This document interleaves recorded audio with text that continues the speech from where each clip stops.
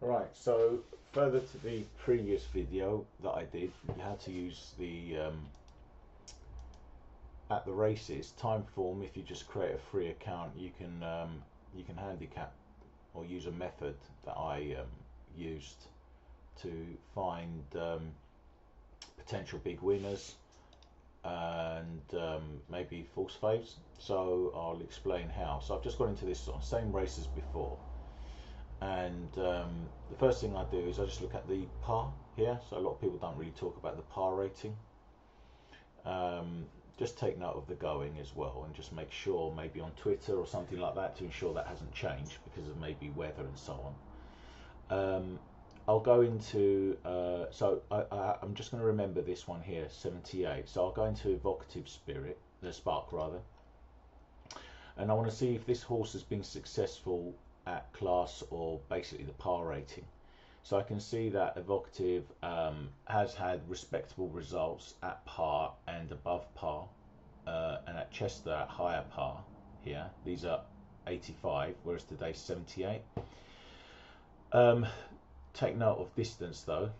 So this horse doesn't really do 10 furlongs. Has done in the past, like I said in the previous, but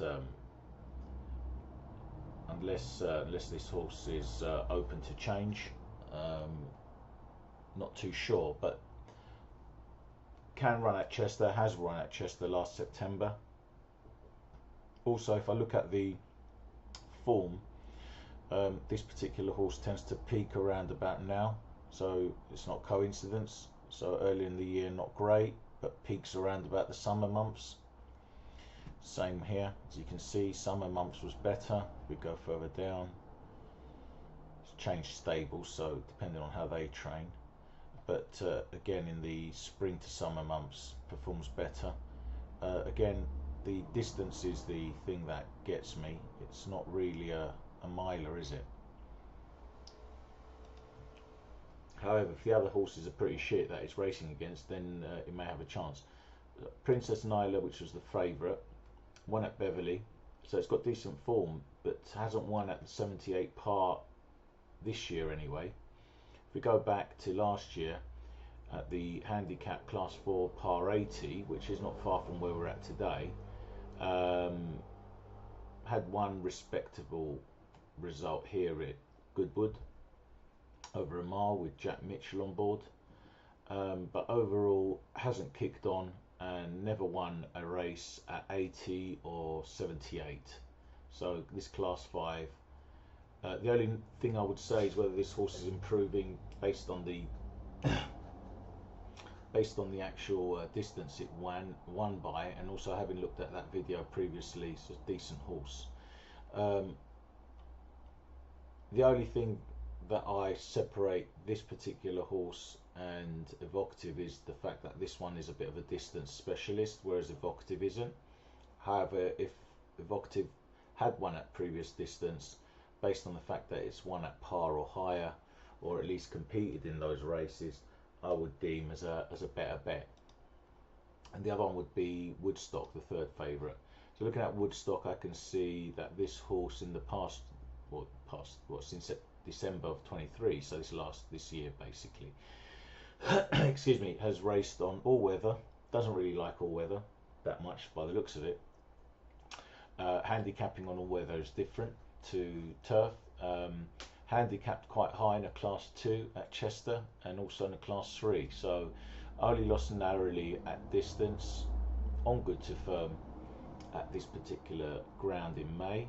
In June you'd hope that it dropped in class and slightly lower par rating it would perform, but it's telling that the ground conditions weren't suitable, and for whatever reason, since in those 2 weeks at Windsor, maybe it doesn't like the course structure, how that it went down lower par and came even worse still on good to firm with the sheen. Now it's dropped quite a lot in par, so I'd probably prefer this horse at this moment in time based on the par rating, but then the form counters that. Looking at the BSPs, quite high and performed well. decent, didn't perform well. Again, it was amongst the top horses here, but still didn't perform well. So that'll be interesting to see how this one will go. But on paper, Woodstock looks like a decent horse today with the drop in class and amongst weaker horses. Let me just go into some of the other ones. Royal Dream, for example. Royal Dream hasn't won at par, has come close at slightly lower. Form's not too bad, although it seems like this horse is an all-weather horse, but is respectable on turf. However, distance is good. We have a look and see where we're at in the market.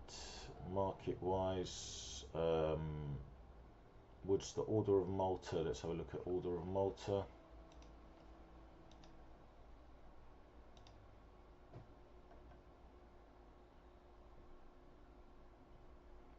Distance is decent, even travels longer.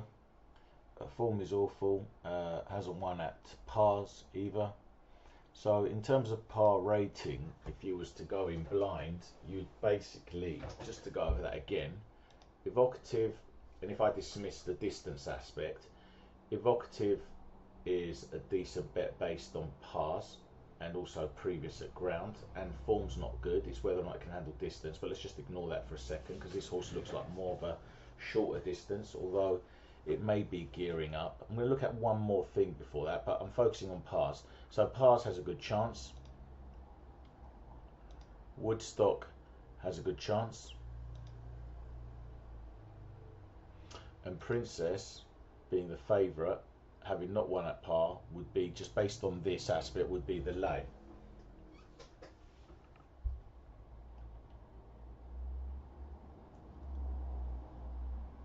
Had won a Class 4 stakes race though, which is pretty poor in terms of competition, and then ran again 2 weeks later in a Class 4 at 80 and came 8th. I know it's not that long, it's a year ago. Changed stable and doing pretty well from Hugo to Alan Brown. But yeah, based on par alone, every chance that it might improve, but based on that alone, I would say that